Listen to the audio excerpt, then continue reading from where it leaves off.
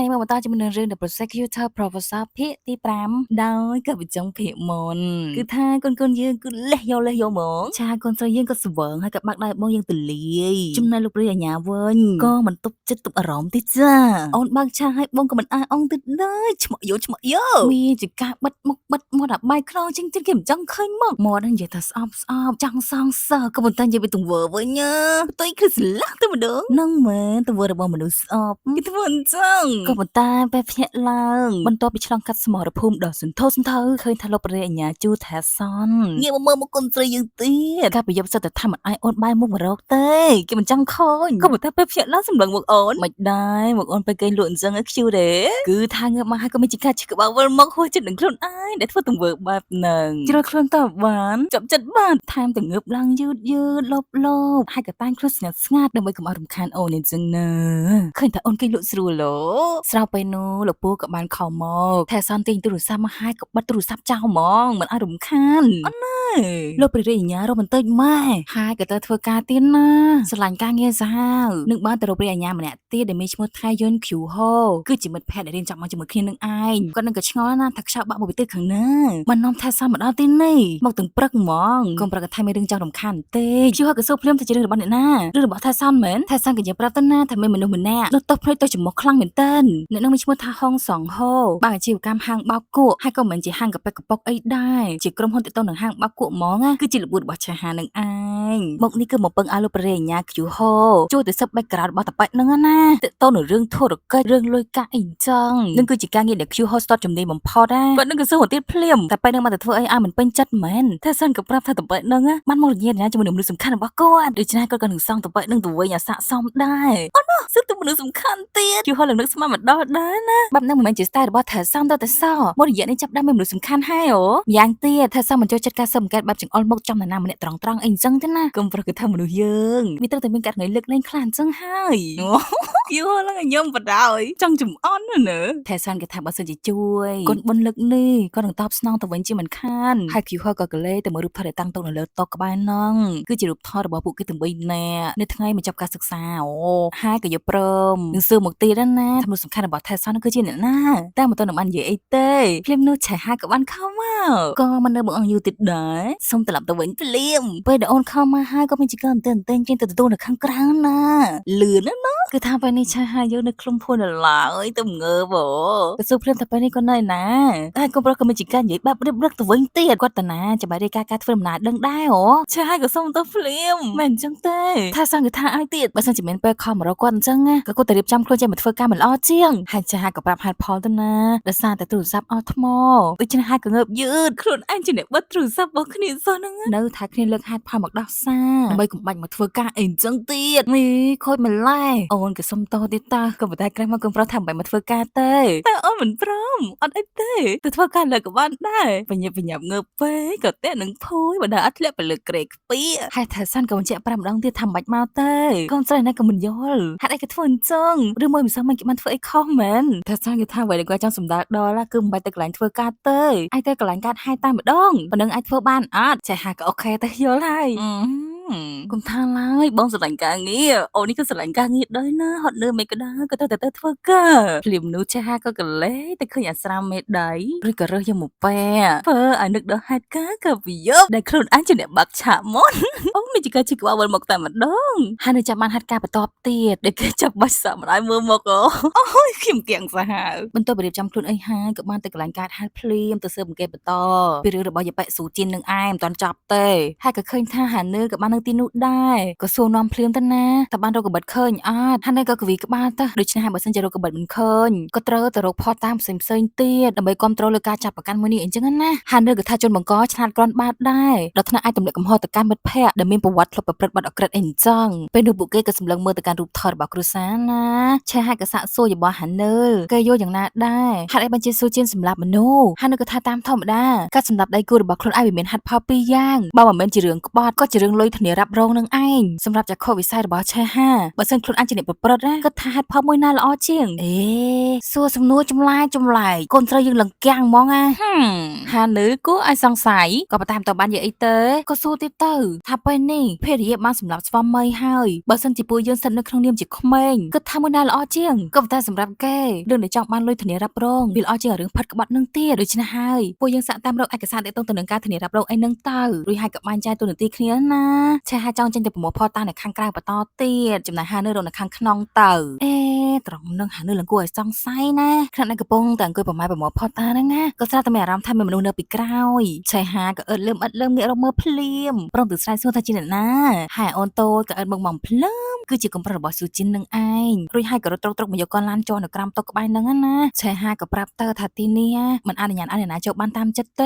ហើយអូននឹងក៏ឆ្ងល់មិនក៏អញ្ចឹងនឹងគឺជាផ្ទះរបស់គេគ្រាន់តែមកយកអាឡានហ្នឹងហើយក៏ត្រឡប់ទៅវិញហើយមកមើលលយមែនទេឆេហាក៏អឺអតាមហ្នឹងទៅហើយអូននឹងក៏ប្រាប់ទៀតថានាយកឡានហ្នឹងទៅដើរលេងជាមួយគ្នាឆេហាមកលឺបាប់នឹងសង្ហាចិត្តបដៅក៏សួរវិញភ្លាមណាថាអូននឹងចេញទៅដើរលេងមែនគាត់នឹងក៏ថាមែនហើយមកប្រាប់ថានឹងជិះយន្តហោះទៅកន្លែងឆ្ងាយជាមួយគ្នាណាដឹងតែសប្បាយខ្លាំងហ្មងស្ដាប់ទៅដូចជាតម្រុយសំខាន់ឆេហាក៏ប្រឡាប់សួរភ្លាមថាអូនជួយនិយាយអួនតិចមើលថានឹងទៅដើរលេងនៅឯណាពេលណាទៅជាមួយអ្នកណាអូនទៅនឹងក៏ប្រាប់ថាទៅជាមួយម៉ាក់ហើយពេលនោះស៊ូជីនក៏បានមកដល់ល្មមព្រមទាំងបដាកូនថាកុំឲ្យដើរចេញផ្ដេសផ្ដាសអញ្ចឹងណាព្រោះមិនអនុញ្ញាតឲ្យមកទីនេះទេអូនទៅនឹងក៏ប្រាប់ថាគ្រាន់តែមកយកឡានក៏ទៅវិញហើយនាងក៏លេមកឃើញឆេហាក៏ចាំបានណាថាជាភ្នាក់ងារស៊ើបអង្កេតដែលជួបគ្នាថ្ងៃមុនក៏សួរភ្លាមថានេះមិនជាគេមកនៅទីនេះកូនស្រីក៏បកស្រាយប្រាប់ថាមកប្រមូលផលតាមបន្ថែមដើម្បីបញ្ជាក់ថាអ៊ីហျនស៊ូគឺជាឃាតករពិតប្រាកដណានាងក៏ធ្វើមុខភ័យបដ យមកប្រមូលផតតាមនៅក្នុងផ្ទះរបស់នាងចឹងហ៎គេថាមែនហើយដោយសារតែទីនេះមានកតុយបរិយដែរក៏ប៉ុន្តែនិយាយចឹងគាត់ស្នាក់នៅក្បែរនេះមែនស៊ូជីនក៏ថាមែនហើយគឺស្នាក់នៅជាមួយបងស្រីផ្ទះនៅក្បែរនឹងឯងក៏ប៉ុន្តែផតតាមដែលបញ្ជាក់ថាអ៊ីយ៉ាន់ស៊ូគឺជាជនបង្កវាមានគ្រប់គ្រាន់ហើយមិនចឹងហ៎ក្រែងថារកកបិតឃើញហើយមិនចឹងឆាហាក៏និយាយបែបពង្រៀងណាអត់ប្រាប់ទេថាកបិតដែលរកឃើញមុននឹងគឺជាកបិតផ្សេងគ្រាន់តែប្រាប់ថាមុននឹងសេរបាយការណ៍សរុបអីពួកគេក៏ត្រូវតែត្រួតពិនិត្យសារចោលសារឡើងបានល្អិតល្អន់អីចឹងស៊ូជីនក៏និយាយរំអុកណាថាសូមរំខានឲ្យពួកគេឆាប់ចាប់តប៉ែយ៉ាន់ស៊ូនឹងចូលគុកលឿនទៅចំពេលនោះហានឺក៏បានរត់ត្រុកឡើងមកលើដែរព្រមទាំងស្រាប់ប្រាប់យ៉ាងសម្បើចិត្តណាថាបានរកឃើញហើយពេលដែលឃើញយប៉ែស៊ូជីននៅនឹងដែរក៏យកលាក់យ៉ាងលឿនហើយក៏ធ្វើជាមិនដឹងមិនលឺដូចគ្មានរឿងអ្វីកាត់ឡើងរហូតដល់ពេលអ្នកម្ដាយកូននឹងចេញទៅផតហានឺក៏បង្ហាញឯកសារទាក់ទងទៅនឹងធានារ៉ាប់រងណាដែលជាឈ្មោះរបស់អានដុងជីនស្វាមីរបស់យប៉ែស៊ូជីននឹងឯងហើយនឹងគឺជាឯកសារធានារ៉ាប់រងរបស់អានដុងជីនដែលមានតម្លៃដល់ទៅ150លានវ៉ុនគឺច្រើនខ្លាំងណាដូច្នេះហើយពួកគេក៏ឆាប់ត្រឡប់ទៅ office វិញដើម្បីយកទៅអភិញ្ញាមើលព្រមទាំងរាយការណ៍ប្រាប់ផងដែរថាម្លងពេលដែលកំពុងទៅស៊ើបអង្កេតហ្នឹងស៊ូជីនបានមកឃើញពួកគេទៅពីរនាក់ដែរហើយមើលទៅនាងក៏បញ្ចេញរូបភាពដូចជាមិនសូវទុកចិត្តពួកគេដែរហើយសង្កត់ថាពួកគេត្រូវតែបញ្ញាប់ចេញទៅការចាប់ខ្លួនណាផតតាក៏បានច្រើនគួរសមដែរហើយរួចក៏សួររឿងកបិតម្ដងថារកឃើញអត់ឆាក៏រាយការណ៍ថារកមិនឃើញទេគាត់ក៏ងាកមកនិយាយជាមួយនឹងហាននៅម្ដងដើម្បីតាមខ្លុំមើលស៊ូជីនគឺត្រូវតែសុំសហការពីកម្លាំងនគរបាលបន្ថែមទៀតណាដើម្បីតាមខ្លុំមើលនេះឲ្យបានដិតដល់ហើយនៅក៏ថាចាំបាច់ធ្វើដល់ថ្នាក់នឹងផងហ៎ខ្លាចតែខាងនគរបាលឬខាងប៉ូលីសអីនៅរំខានពួកយើងណាឆាក៏និយាយភ្លាមថាវាមិនសំខាន់នោះទេយ៉ាងហោចណាស់វាក៏ប្រសើរជាងអាយស៊ូជីនរត់គេចបាត់ទៅមិនចឹងហ៎ហាននឹងមានចកាកៀងបដ ாய் ដោយសារតែឆាហាពេលហ្នឹងធ្វើរូបភាពដូចព្រះអាញាជូនចឹងមើលតែអ្នកទាំងពីរក៏តែដូចគ្នាខ្លាំងទៅណាគាត់ស្រួលមានចកាធ្វើខ្លួនមិនត្រូវចំណែកកុំប្រុសវិញក៏នៅតែធ្វើមុខមមដដែលព្រមទាំងបញ្ជាឲ្យហាននឹងទៅតងទៅខាងប៉ូលីសសុំកម្លាំងបន្ថែមដើម្បីតាមខ្លុំមើលយប៉ែស៊ូជីនឃើញតែលោកព្រះអាញាធ្វើមុខមមដាក់អញ្ចឹងក៏បញ្ញាប់ស្ទុះខទៅប៉ូលីសភ្លាមស្របពេលនោះលោក director មួយហៅថាលោក director ថាក់បានចូលមកក្នុងដើម្បីចូលមកលេងចឹងណាទិញកាហ្វេទិញអីមកឲ្យផឹកហើយក៏មករាក់ទាក់ឆាហាផងដែរថាសានកណ្ណានាំស្គាល់ទៅថានឹងគឺជា director ថាក់សងអ៊ុងមកពីនាយកដ្ឋានបាត់ព្រំបន្ទាន់ទី2គាត់ក៏សួរនាំឆាហាទៀតទៅណាឬថាការពីមុនគេធ្លាប់ជាប៉ូលីសមែនទេចុះពេលដល់មកធ្វើការបែបហ្នឹងតើអាចទៅរួចអត់កូនស្រីគេថាមិនអីទេអាចទៅរួច director ក៏ចង្អុលមកថែសនណាថាថែសនជាមនុស្សធ្វើការម៉ត់ចត់ខ្លាំងណាការពីមុនគ្មានមិត្តរួមការងារណាដែលត្រូវចិត្តទេឆាហាប្រហែលជាធ្វើការងារបានល្អហើយមកទៅកំប្រកថាមែនហើយគេធ្វើការងារបានល្អខ្លាំងណាអូណូបានបងសរសើរអញ្ចឹងក៏ខ្ញុំអ៊ំអៀន director ក៏សុំផ្ញើមើលថែសនដែរអញ្ចឹងណាព្រោះថែសនប្រាប់ជាកូនប្រុសរបស់គាត់អញ្ចឹងហើយក៏ចង់មកសំណេះសំណាលជាមួយគ្នាតែប៉ុណ្ណឹងក៏សុំចេញទៅវិញពេលនោះគាត់មានជាការវាយស្មាចាប់ស្មារបស់ហាននៅអង្គុយឲ្យសង្ស័យសង្ស័យពីអ្នកគាត់នឹងជាមានអ្វីម្យ៉ាងណាពេលនោះហាននៅក៏បានកាន់កាកាហ្វេទៅបុកជាមួយនឹងឆាហាបណ្ដាលឲ្យកំពប់ចូលគ្នាអស់លេងអូយវាថាស្លាក់ខ្លាំងមែនតើមិនដឹងថាមានបំណងឬក៏អត់នឹងសឹកក៏ដាល់ទៅបុកមកពិភ័យខ្លាំងដោយសារតែបានជួប director មិញនឹងក៏មិនណោះមានរឿងគួរសង្ស័យទៀតហើយពេលនឹងក៏ជួយបោះជួយជូតឲ្យមានជាការប៉ះពាល់អីអញ្ចឹងណ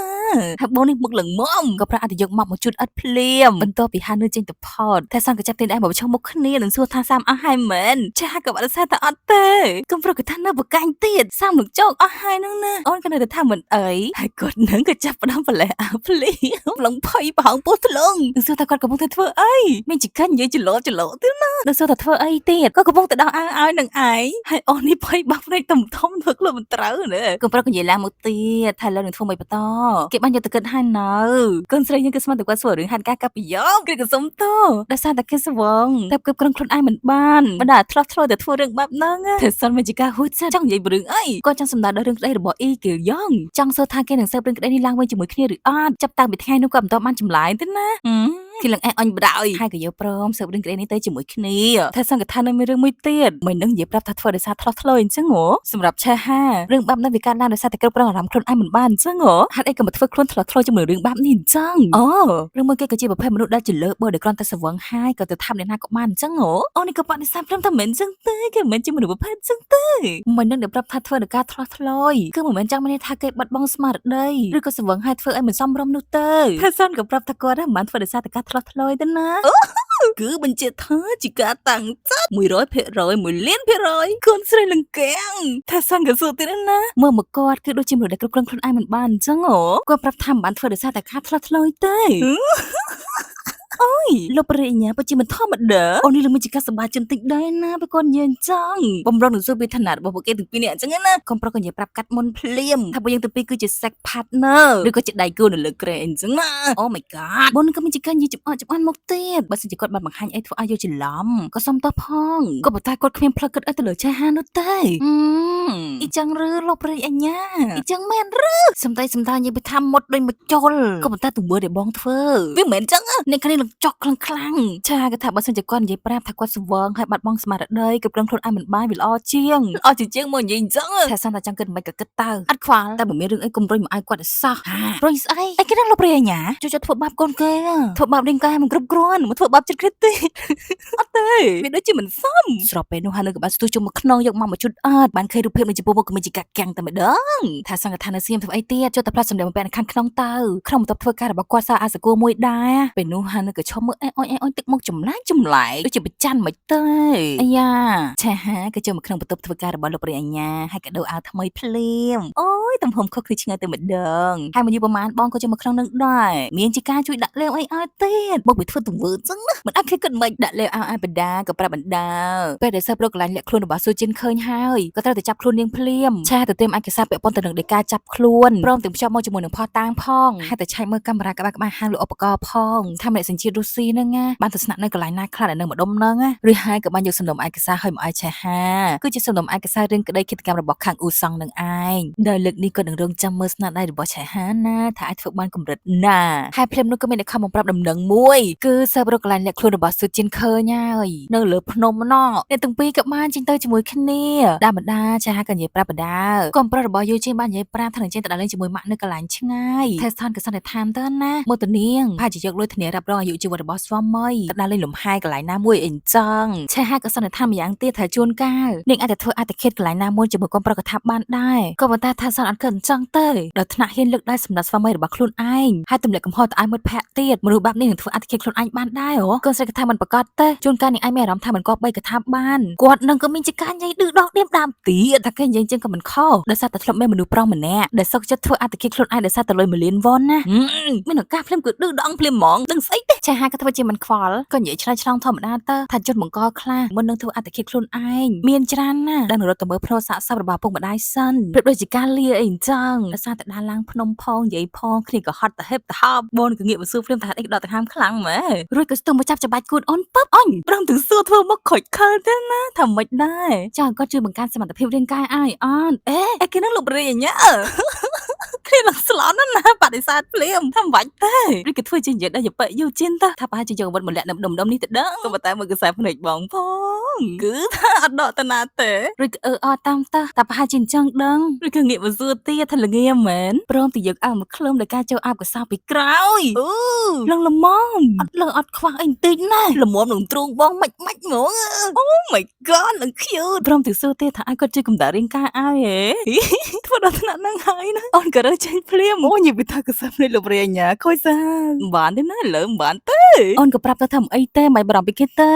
ថាសង្កថាបើគេមកឈុលល្ងាញាក់ធឺធឺក្បែរខ្លួនអញ្ចឹងណាមិនឲ្យគាត់ព្រួយបារម្ភហ្មងកូនស្រីក៏ថាមុននឹងប្រាប់ហាញតាថានឹងមកតែម្នាក់ឯងគាត់មិនមកជាមួយក៏បានដែរថាសង្កថានឹងបណ្ដាឲ្យភ្នាក់ងារស៊ើបអង្កេតមកកន្លែងគ្រោះថ្នាក់អញ្ចឹងតែម្នាក់ឯងមិនកើតយាយស្រួលស្ដាប់ទៅគឺព្រួយបារម្ភនឹងឯងរហូតពួកគេបានដាក់មកដល់ខាងលើក៏មានតង់មួយណាក៏នាំគ្នាទៅអង្គុយខ្លំមើលនៅក្នុងនឹងតើបងនេះនិយាយពីថារំកិលជុំមកក្បែរខ្លួនអូនបន្តិចម្ដងគ្នាភ័យណាក៏រំកិលគិតចេញពីគាត់រហូតទៅចូលស្អីម្យ៉ាងនៅខាងក្រៅរហូតដល់ធ្លាក់ក្ដុងក្ដាំងអីចឹងទៅថែសាំងក៏ងាកមកប្រាប់ថាប្រយ័ត្នបន្តិចរួចហើយក៏រំកិលមកទៀតអានេះគិតក៏គិតទៅណាលើកនេះក៏ទៅប៉ះនឹងឡាំងដែលនៅខាងក្រោយបណ្ដាលឲ្យធ្លាក់មកដូចនឹងត្រូវក្បាលក៏ប៉ុន្តែបងស្ទុះទៅយ៉ាងលឿនចាប់តាន់វ៉ាវហើយតែព្រួយបារម្ភពីអូនព្រមទៅនឹងទ្រពទៅលើគ្នាទៀតប្រយ័ត្នកាប់ពេលនឹងដូចជាចម្លែក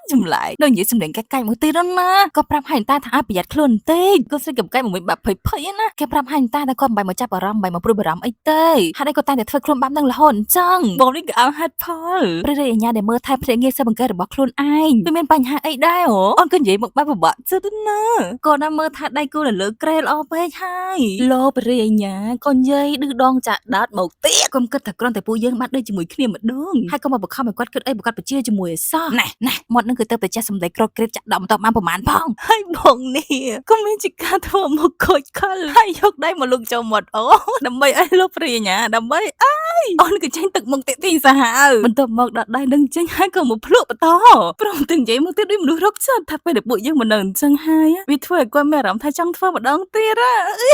អត់ទេខ្ញុំពិតជាមិនយល់លោកព្រះអាជ្ញាតទៅសោះមកកាញ់ងាប់លើហើយអូននេះធ្វើផ្នែកឡើងស្លន់សាហាវណារៀបថានឹងងើបចេញគាត់នឹងក៏ចាប់ចង្កេះចុះមិនឲ្យងើបទៅណារួចទេអ្នកខាងនេះក៏រត់ទៅស្លន់លើដើមតែគាត់នឹងចង់ធ្វើអីស្រាប់តែភ្លាមនោះយប៉យុជិនបានមកដល់ទីនេះក៏បិទមាត់ឲ្យស្ងាត់ភ្លាមយុជិនបានមកដល់ហើយគឺថានាងបានយកកបិតមកលាក់កន្លែងនេះមែនបន្ទាប់ពីកកកាយរកកបិតឃើញហើយក៏រៀបថាធ្វើអត្តឃាតខ្លួនឯងណារបៀបថាមានអារម្មណ៍មិនគប់បើធ្វើអីជ្រួអញ្ចឹងអូ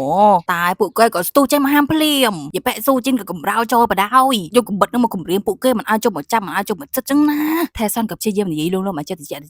យប្រកួតខ្លួនតាមសម្រួលទៅបើនៅតែធ្វើបែបហ្នឹងអ្វីៗក៏កាន់តែអាក្រក់ណាពេលហ្នឹងគឺថានឹងគ្រប់គ្រងសតិខ្លួនឯងមិនបានទេណានិយាយអីក៏មិនស្ដាប់ដែរខ្លាចជាប់គោកក៏មានជាការស្ទុះតិចថែសាន់ទៀតក៏ប៉ុន្តែថែសាន់កិច្ចទាត់ក៏ចាប់ដៃនឹងជាប់ណាខ្លាចនឹងកំពុងតែបន្ទិញបន្ទងទៅដាំកបិតគ្នាហ្នឹងយប៉ស៊ូជិនក៏ខំដៃរបស់ថែសាន់រហូតដល់រកចាញ់បានសម្រេចណាហើយក៏កវីកវត្តកបិតនឹងគំរាមមិនឲ្យចុះមកចិត្តមិនឲ្យចុះមករវល់ជាមួយនឹងទេចាត់ទុកថានាងសុំវល់ចោះស្រាប់តែភ្លាមនោះថែសាន់របស់យើងឈរស្លុតចិត្តខ្លាំង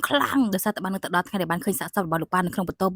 ដល់ពេលយើងទឹកកាំងឈានជើងអត់ចាញ់ហ្មងយប៉ស៊ូជិនក៏ស្ទុះចូលមកហើយកូនស្រីយើងក៏ស្រែប្រាប់ថាឲ្យកិច្ចចាញ់គឺប៉ុន្តែកិច្ចទៅមិនរួចឈោកកាំងឆ្កឹងហ្មងរហូតដល់យប៉ដឹងស្ទុះយកមកចាក់ច្រោចឆៃហាកូនស្រីរបស់យើងចូលមករងជំនួស Oh my god នឹងជាមួយមកបងស្រស់ហ្មងហើយកូនស្រីក៏ចិត្តឆៅសាហាវដើម្បីការពារបងទោះបីត្រូវឈឺខ្លួនកម្រិតណាក៏ដោយក៏អូនព្រមកុំប្រកបជាកាស្រេចហៅថាឆៃហាយ៉ាងស្លុតចិត្តហើយភាគទី5ក៏បានចប់នៅត្រឹមនេះ